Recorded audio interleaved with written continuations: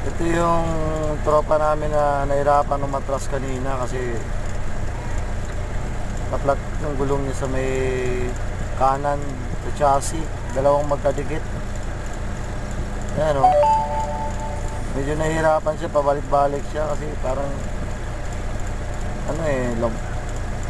lumalagat talaga yung rim kasi wala nang hangin kasi.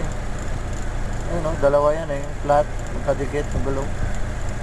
Kaya medyo nahihirapan yung tropa natin mag-atras. Pero dahil nga sa veterano, dahan lang, makukuha at makukuha rin. Tiyaga lang talaga. Discarding militar talaga yan ni Allen. Ayan o, 0-0. Alright, galing. Nice job.